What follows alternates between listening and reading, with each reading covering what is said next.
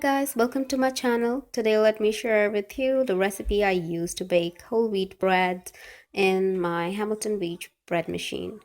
So the first ingredient I use is the ivory wheat flour by Bob's Red Mill.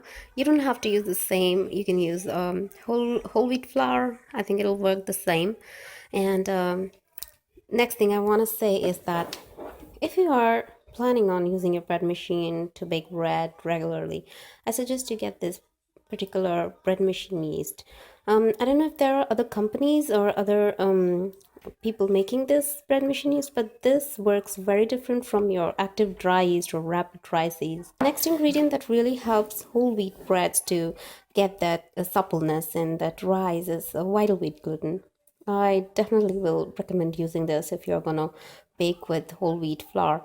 It gives that kind of like that suppleness to your bread, which you find like if you when baking with whole wheat, you find that is missing. But this thing can do miracle. And let me share the recipe with you. This is the recipe I'll be using. It's I'll also upload it in the description box below, but this is the recipe I'll be using right here. I just changed a little bit of it. Like it says 2 tablespoons of non-fat dry milk. I don't have that, so I'm just gonna use 2 tablespoons of lukewarm milk, salt, and oil. So let's get started. So this is the inside of the bread maker, guys, and it comes with a detachable bucket, that one, and a small paddle. I don't know if you can see it. It's inside and it churns and mixes up everything inside there. So the manual says first you need to add the wet ingredients. I have gone ahead and added my lukewarm water in there. The next thing that I'll be adding is the milk. Okay, so next I'm going to add the of oil. So that's all was for my wet ingredient, guys. Then I went ahead and I added my dry ingredient right on top of the wet ingredients. You can see that's the flour, 3.5 cups of flour. Next I have right here the wild wheat gluten, sugar, and salt. So the recipe calls for 4 teaspoons of vital wheat gluten, but if you see the back of the package is the vital wheat gluten, it says 1 tablespoon for each cup. So it will be like I added 3 tablespoons. Then I have my yeast here. It says to add the yeast to the very last, so I'm gonna just add it to the very last.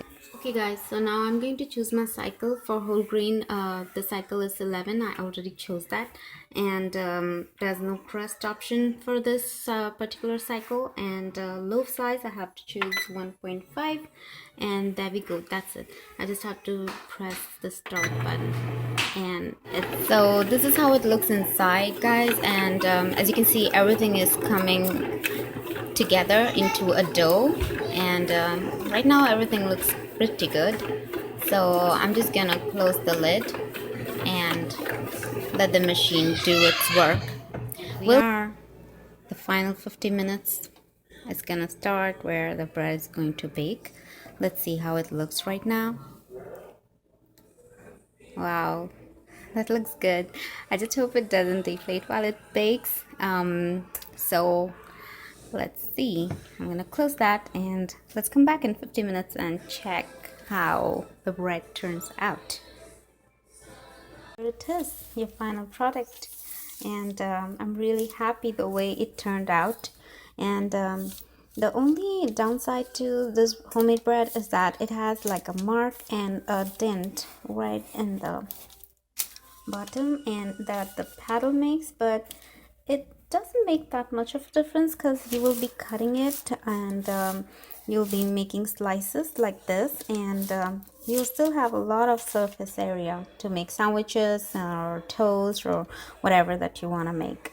And I like to store it outside. I don't refrigerate my homemade bread because it dries everything out, so I like to keep it in this box.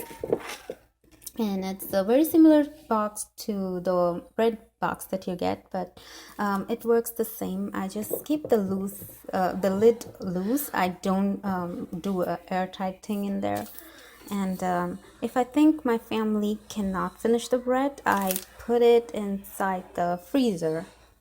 Within 2 days or 3 days, if my family will not be eating it up, then I'll definitely put it in the freezer.